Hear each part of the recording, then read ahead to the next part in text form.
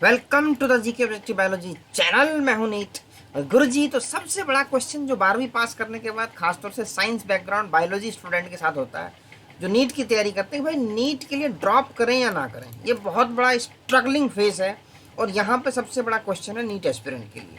तो इसमें क्या क्या पॉसिबिलिटीज़ हैं, क्या क्या ऑप्शंस हैं।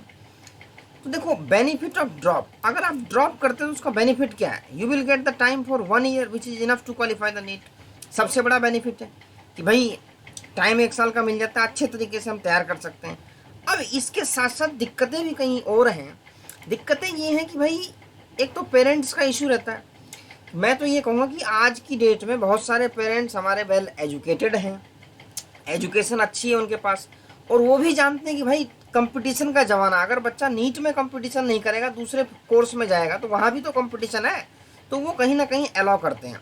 बहुत सारे हमारे प्यारे प्यारे पेरेंट्स जो वेल एजुकेटेड हैं और बिल्कुल इस कंडीशन को समझते हैं और अलाउ कर देते हैं, तो वहाँ भी बेनिफिट है। लेकिन कुछ केस ऐसे हैं जहाँ पेरेंट्स को ये डर रहता है कि भाई अगर नहीं हुआ तो टाइम वेस्ट हो जाएगा 1 साल का। देखो, डर तो थोड़ा सा है, लेकिन स्टूडेंट के अंदर मैंने देखा बड़ा पोटेंशियल रहता है कि यार तैयारी करनी है, हो जाएगा, एक अंदर से कॉन्फिडेंस आता है। तो इस केस में कहीं ना कहीं मैं ये देखता हूँ कि इंटरमीडिएट सिनारियो बन जाती है। कहते हैं कि टेक एडमिशन इन बीएससी वगैरह में, बीएएमएस, बीएचएमएस, बीयूएमएस या बीडीएस। चलो, बीडीएस भी एक अच्छा कोर्स है, अगर वो भी हो जाए तो that is also a doctor. तो अब इंटरमीडिएट सिनारियो में दिक्कत ये हो सकती है कि भाई यहाँ क्या है कि इनके अंदर जो प्रैक्टिकल्स होते हैं ना, ये बीएससी, बीएएमएस, बीयूएमएस, बीएचएमएस, तो इनके अंदर प्रैक्टिकल काफ़ी टाइम कंज्यूमिंग है और पूरा पूरा दिन फिर वहाँ से स्टडी करके आने के बाद फिर पढ़ने का उतना मन नहीं करता है। तो इंटरमीडिएट सिनारियो में ऐसे बच्चे के लिए सजेस्ट करूँगा जो मतलब कि 20-22 नंबर से रहे हैं। ऐसा नहीं है कि ये ऑप्शन गलत है, ये भी सही है, लेकिन जो बिल्कुल बॉर्डर पे हैं उनके लिए इंटरमीडिएट अच्छा ऑप्शन है। और जो थोड़े से पीछे हैं तो भाई वहाँ कहीं ना कहीं यार चाहिए। जिनका कि मतलब 20-22 से रह गया तो वो इंटरमीडिएट को ऑप्ट कर सकते हैं, क्योंकि इससे भी फिर यही है कि रैंक कहीं ना कहीं गवर्नमेंट मेडिकल कॉलेज में आ सकती है। तो इंटरमीडिएट सिनारियो का हो गया।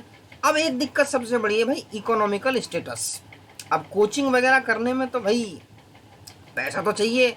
2 लाख के आसपास तो फीस ही जा रही है, या फिर 1 लाख या 1.25 लाख, या मान लो थोड़ी बहुत स्कॉलरशिप वगैरह मिल गई या कंसेशन मिल गया तो 1.5 लाख ऑन एन एवरेज मान ही लो फीस। और फिर रहना खाना ये भी खर्चा चाहिए।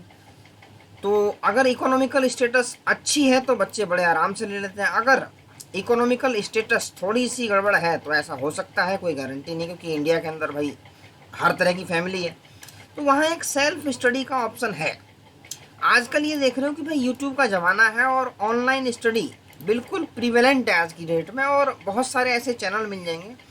तो मैं ये कहूँगा भाई बहुत सारे चैनल को सर्च करो यूट्यूब पे, और जो जिस चैनल से तुम्हें समझ में आता हो, चीज़ें चीज़ें समझ में आती हो, और एनसीईआरटी बेस्ड आजकल एग्ज़ाम है नीट का, तो जिस चैनल पे तुम्हारे दिमाग में घुसता है उस चैनल को करो सब्सक्राइब, और भी 2-4 चैनल को कर लो। उससे क्या है, कॉम्पिटिटिव भी हो जाएगा और तुम्हारी अंडरस्टैंडिंग बढ़ेगी, सब्जेक्ट में डेप्थ बढ़ेगी। उसके साथ साथ सेल्फ स्टडी करोगे तो सिलेक्शन के चांस हैं।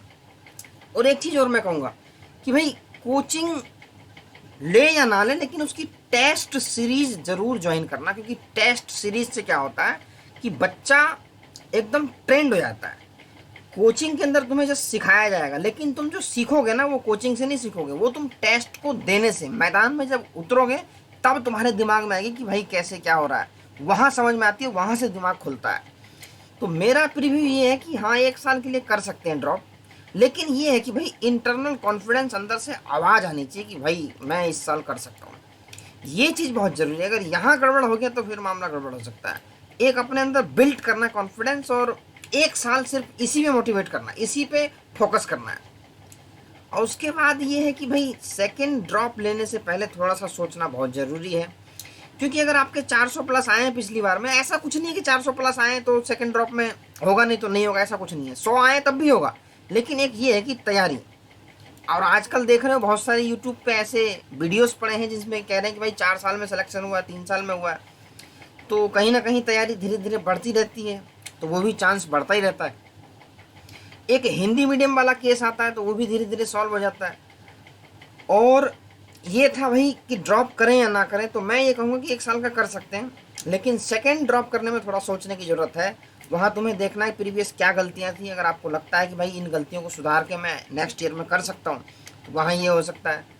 तो ये था कि नीट ड्रॉप से रिलेटेड वीडियो। तो चैनल को कर लें सब्सक्राइब। ऐसी बहुत सारी वीडियोस बायोलॉजी, केमिस्ट्री और फिजिक्स तीनों की NCERT based direct as well as previous year question, तो सब कुछ है इस चैनल पे। और उनको देखने से तुम्हें ये आइडिया लग जाएगा भाई एनसीईआरटी में कहाँ से कैसे क्वेश्चन आ रहे हैं, कौन से क्वेश्चन को कैसे सॉल्व करें, तो सब कुछ मिल रहा है इस चैनल पे। चैनल को कर लो सब्सक्राइब, और बिल्कुल मतलब हेल्पफुल है, डायरेक्ट नीट से रिलेटेड और डायरेक्ट एनसीईआरटी बेस्ड।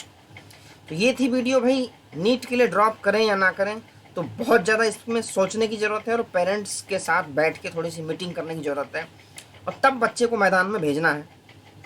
और वहाँ फोकस एक ही चीज़ करना है, नीट, और दूसरी कोई चीज़ नहीं।